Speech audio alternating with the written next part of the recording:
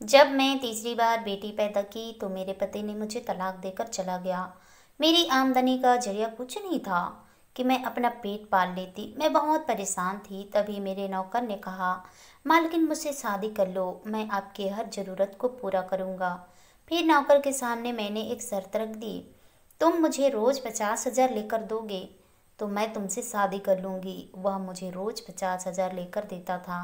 मैं हैरान थी, आखिर वह क्या काम करता है। जब मैं पूछती तो वो घबरा जाता था। एक दिन चुपके से उसका पीछा किया तो मेरे पांव तले से जमीन निकल गई, क्योंकि वह तो अपना। एक बार नर्स मेरे कान में आकर कहा कि आप इस बार भी बेटी पैदा की है। मेरे सर पर तो आसमान टूट पड़ा। दिल में ख्याल आया, काश यह मेरी बच्ची मर जाए। हाँ, यह सच में कह रही हूँ, क्योंकि मैं परेशान हो चुकी थी। मगर मेरी तीसरी बेटी मर जाती तो मुझे एक मौका मिल जाता। तभी मेरे कमरे का दरवाज़ा खुला और मेरे पति और मेरी सासू माँ तनतनाते हुए मेरे पास आ गए। मेरी सास बोली, बहुत बहुत मुबारक हो बहू, तुमने तीसरी बार भी बेटी पैदा की है। मैंने तो राजेश को बहुत कहा था कि इस कर्मचली को तलाक दे दो, लेकिन वो तो तुम्हें एक मौका देना चाहता था। खैर, मैं एक बात लिख कर देती हूँ, अगर हम तुम्हें 10 बार मौका भी देते तो तुम लड़की ही पैदा करोगी। मैं चुपचाप अपने पति राजेश की तरफ देख रही थी। उसके चेहरे में बहुत ज़्यादा गुस्सा भरा हुआ था। मैं चाहती थी कि मेरा पति किसी तरह से गलत कदम मत उठाए। मेरा पति बोला, राधा, तीसरी बेटी तुम्ही को मुबारक हो, और हाँ, मैं तुम्हें खुद ही तलाक देकर तुम जैसे मनहूस औरत को मेरे से आज़ाद करता हूँ। अब तुम जानो और तुम्हारे ढेर सारी बेटियाँ जाने। सब कुछ खत्म हो गया। मुझे उस वक्त रोना नहीं आया था। मैं बोली, लेकिन इन बेटियों के खून में तुम्हारा ही खून दौड़ रहा है। उसने कहा, जाओ जहाँ जाओ, शिकायत कर लो, तुम मेरा कुछ भी बिगाड़ नहीं सकती, तुम्हें कुछ भी नहीं मिलेगा। मैं मुस्कुरा कर बोली, राजेश, अगर मैं तुम्हारी शिकायत सबसे बड़ी अदालत में ले चलूँ तो? कहने लगा, सुप्रीम कोर्ट भी मेरा कुछ नहीं बिगाड़ सकता। मैं बोली, सुप्रीम कोर्ट से भी बड़ी एक और अदालत है, वह तुम्हें तुम्हारे हर काम का पूरा पूरा सजा देगा। हो सके तो एक बार आंखें बंद कर लेना, सोच लेना कि तुमने कितना बड़ा जुल्म किया है। मेरी बात सुनकर मेरी सास ने टेढ़ा सा मुंह बनाया था। फिर दोनों घमंड के साथ चले गए थे। मुझे उस पर तरस आ गया था। ऊपर वाला इंसान को घुटनों के बल भी ला सकता है और मुंह के बल गिरा भी सकता है। वे दोनों जब कमरे से चले गए तो मैं अपनी बेटी का माथा चूमा और बेटी को अपने सीने से लगा लिया और उससे माफ़ी मांगी थी। मैं कितनी कमज़ोर माँ थी ना, इस तरह लालची लोगों के लिए अपनी बेटी को मरने की बद्दुआ दे रही थी। एक दिन अस्पताल में रहकर मैं घर वापस आ चुकी थी। खैर, मेरे ससुर जी ने मरने से पहले अपना घर मेरे नाम कर दिए थे, इसलिए मुझे दर दर की ठोकरें नहीं खानी पड़ी थी। मेरा पति और मेरी सास खुद ही घर छोड़कर चले गए थे। मैं घर आई तो मेरा नौकर ने घर को शीशे की तरह चमकाया हुआ था। वह मेरे लिए सूप बना के ले आया। राजू को हमने पिछले 2 माह से काम पर रखा था। वह हमारे घर में काम करता था। वह बहुत ही अच्छा ईमानदार इंसान था। वह सूप लेकर आया और वह मेरी बेटी के होने की मुबारकबाद देकर बोला, मैडम, राजेश साहब नहीं आए क्या? मैं दबी हुई लहजे में बोली, वह कभी भी नहीं आएंगे। उसने तीसरी बेटी की पैदाइश पर मुझे तलाक देकर चले गए हैं। राजू मेरी बात सुनकर बोला, मैडम, फिर तो आपको डबल मुबारक हो कि आपकी जान ऐसे इंसान से छूट गई। उसने तो आपको बच्चे पैदा करने वाली मशीन बनाकर रख दिया है। मैं उसकी बात सुनकर हैरान थी। वो बोला, अभी आपको आराम की ज़रूरत है। राजू के जाने के बाद मैंने सोचा, यह बेचारा तो एक नौकर ही है, लेकिन इसकी सोच कितनी नेक है। ज़रूर इसकी परवरिश करने वाली माँ ने इसको एक अच्छा इंसान बनाया। कुछ देर बाद मैं बिस्तर में ही पड़ी थी और मेरी बेटी स्कूल जा रही थी। एक दिन मेरी बेटी ने कहा, माँ, मेरे स्कूल का फीस नहीं पटाया। तुम चिंता मत करो, कल तक तुम्हारा काम भी हो जाएगा। उसको लेकर मैं खुद बेचैन हो गई थी। मैं जल्दी से अलमारी खोली और अपना पर्स देखा। उसमें बस 100 रुपये का नोट निकला था। राजेश बहुत अच्छी कंपनी में काम करता था। वह हर माह लाखों के हिसाब से कमाता था, लेकिन उसने कभी मेरे हाथ में खर्च नहीं रखा था। थोड़ा बहुत खर्चा देता तो मेरे पास ही कुछ जमा पूंजी होती। मैंने सोचा, अपने जेवर ही बेचकर अपनी बेटी की स्कूल की फीस भर दूंगी। मेरे पिताजी ने मेरे दहेज में बहुत अच्छा खासा सोना दिया था। मैं जल्दी से वह डब्बा बाहर निकाला और जैसे ही मैंने वह डब्बे खोल कर देखी तो मैं तंग रह गई, क्योंकि वह तो सबके सब खाली पड़े थे। मेरी आंखों से आंसू बहने लगे थे। मेरा सब्र टूट चुका था। मैं आसमान की तरफ मुंह करके देखा और कहा कि हे भगवान, आप देख रहे हैं ना कि मेरे साथ ऐसा क्यों हो रहा है। मैं बड़ी देर तक बैठी रही और दुआएं मांगती रही। जब दिल को थोड़ा हौसला हुआ तो मैं उठकर बाहर निकल गई और किचन में ही चली गई थी और जाकर राजू से कहा, राजू मुझे तुमसे बहुत ज़रूरी बात करनी है। वह बोला कि हे मैडम, क्या बात करनी है।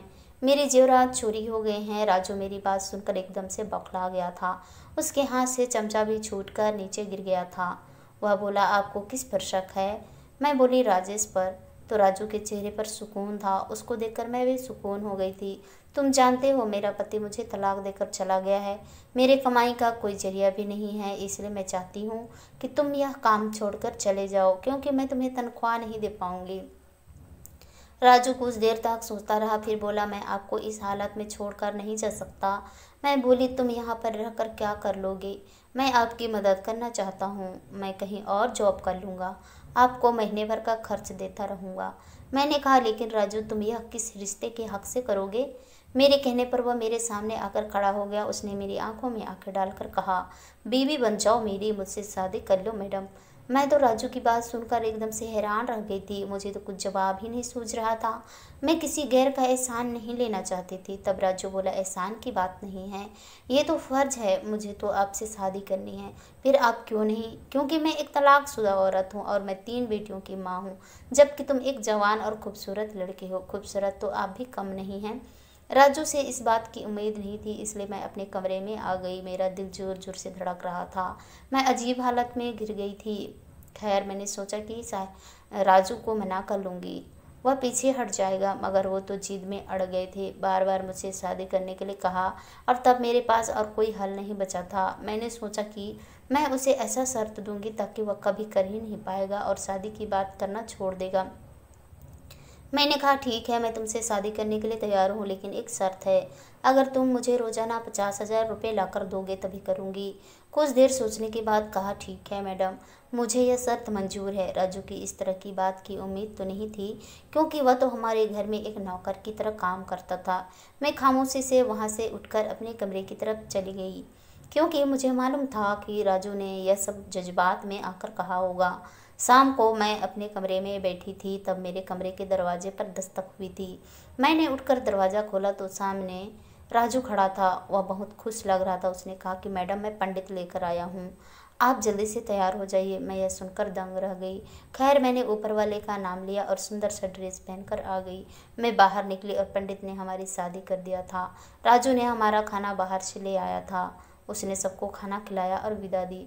मेरी तीनों बेटियां सो रही थी। राजू आकर मेरे पास बैठ गया और कहने लगा, आज मैं तुम्हें हासिल करके ऐसा लगता है जैसे मैंने सब कुछ हासिल कर लिया है। मुझे और किसी चीज़ की इच्छा ही नहीं रही है। मुझे उसकी बेतुकी सी बातें सुनकर हंसी आ रही थी। मैं जानती थी कि वह मुझसे मोहब्बत नहीं करता था। अपने आप को एक वफादार नौकर होने का साबित किया था और कुछ नहीं। मैं चुपचाप अपने कमरे में चली गई।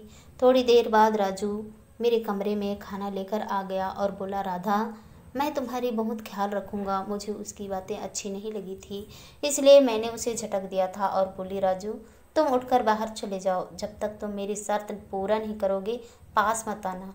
मुझे गुस्सा आ गया था। अगले दिन वह सुबह सुबह उठ गया। सुबह का काम निपटाकर वह मेरे पास आ गया और बोला, राधा, मैं तुम्हारी शर्त पूरी करने जा रहा हूँ, मेरे लिए दुआ करना। मैंने सर हिला दिया था। वह गेट से बाहर चला गया था। मैं जानती थी कि राजू ये शर्त पूरा नहीं कर सकता था और वह एक दिन यहाँ से चला जाएगा। शाम को मुझे राजू का ख्याल आ रहा था, क्योंकि वह पिछले 2 माह से हमारे घर में नौकर का काम करता था। उसके होने से बहुत कुछ काम आसान हो जा रहे थे। अब तो मैं बार बार उठकर गेट चेक कर रही थी। 10 बजे के आसपास राजू घर आ चुका था। वह बहुत परेशान था।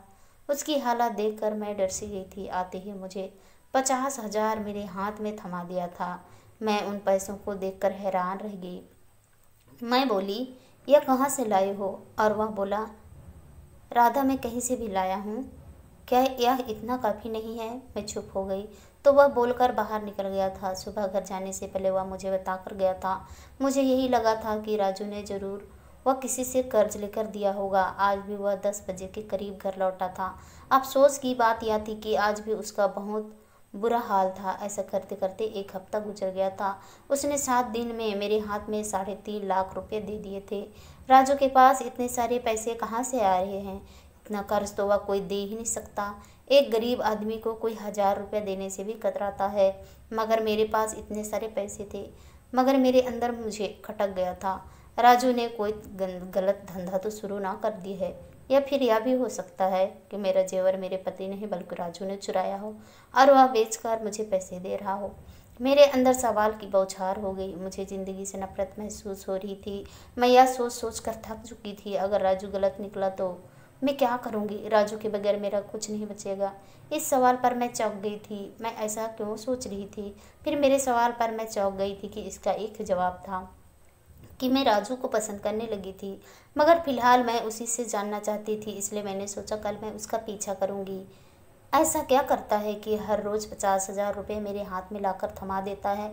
सुबह मैं बच्चों को स्कूल भेजकर जैसे ही राजू घर से निकले, मैं उसके पीछे चली गई। आज उसका पर्दाफाश होने वाला था, इसलिए मेरा दिल बड़ी बुरी तरह से धड़क रहा था। घर से निकलने के बाद वह 10 मिनट तक पैदल ही चल रहा था। फिर बस स्टॉप पर जाकर वहाँ खड़ा हो गया था। वहाँ बड़ी सी गाड़ी आई थी। राजू उस गाड़ी में बैठकर आगे बढ़ गया था। राजू की पर्सनैलिटी ऐसी थी कि वह नौकर तो बिल्कुल भी नहीं लगता था। खैर, मैंने यह तमाम ख्यालात किनारे रख दिया और एक रिक्शे वाले को रोक कर राजू का पीछा करने को कहा। राजू आगे आगे बढ़ता जा रहा था। वह गाड़ी बहुत बड़ी बिल्डिंग में गया। वह उसे बिल्डिंग में दाखिल हो गया। मुझे मेरे पुराने दिन याद आ गई। शादी से पहले मैंने इस कंपनी में अपना इंटरव्यू देने आई थी और मुझे रिजेक्ट कर दिया गया था, हालांकि मेरे पास बहुत अच्छी डिग्री थी। राजू का उस ऑफिस में दाखिला मुझे चौंका दिया था।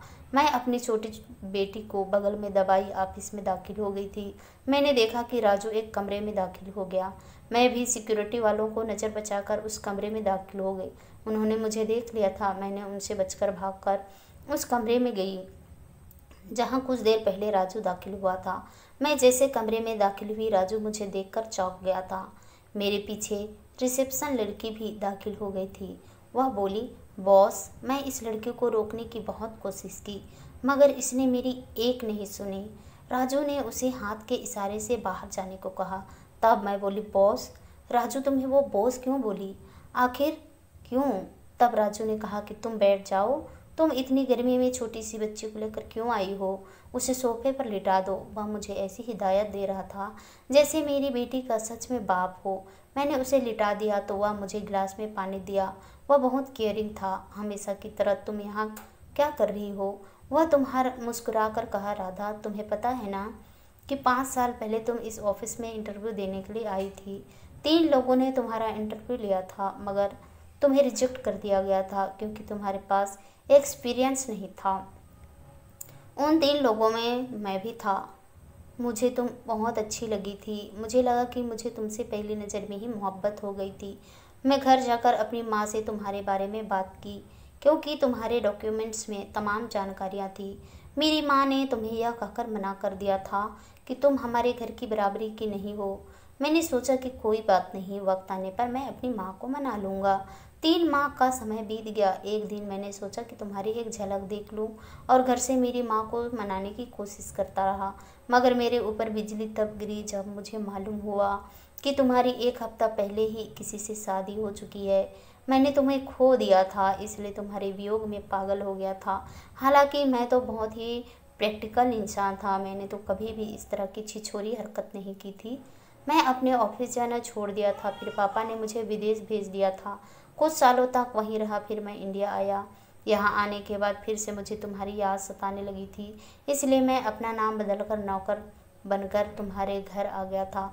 मेरा नाम तो रोहन शर्मा है। और जब तुम्हारी तलाक हो गई तो मुझे मेरी मंजिल करीब महसूस हुई और मैंने शादी की बात छेड़ दी और तुमने मुझे अनोखी शर्त रख दी। मुझे इसलिए फिर से अपने पापा का बिजनेस फिर से ज्वाइन करना पड़ा। फिर मुझे मालूम हुआ कि वह तो सब कुछ मेरे नाम कर चुके हैं। मैं राजू की बातें सुनकर हैरान रह गई थी। मैं तो जान ही नहीं पाई थी कि कोई मुझे इतना दिल से प्यार करता था। यह बात सुनकर मेरी आंखों में आंसू आ गए थे। राजू मुझे और अपने बच्चों को अपने घर ले गया। मेरे बच्चों को दादा दादी और बाप का प्यार मिल गया और मुझे राजू से मान सम्मान और प्यार मिल गया। आज मैं बहुत खुश हूँ। आशा करती हूँ दोस्तों आप लोगों को ये कहानी पसंद आई होगी। कहानी पसंद आई तो कहानी को लाइक कीजिए, शेयर कीजिए, कमेंट कीजिए और ऐसी ही कहानी सुनने के लिए प्लीज़ हमारे चैनल को सब्सक्राइब जरूर कीजिए। तो चलिए दोस्तों, मिलते हैं नेक्स्ट किसी नई कहानी के साथ। तब तक के लिए बाय बाय, अपना ख्याल रखिए।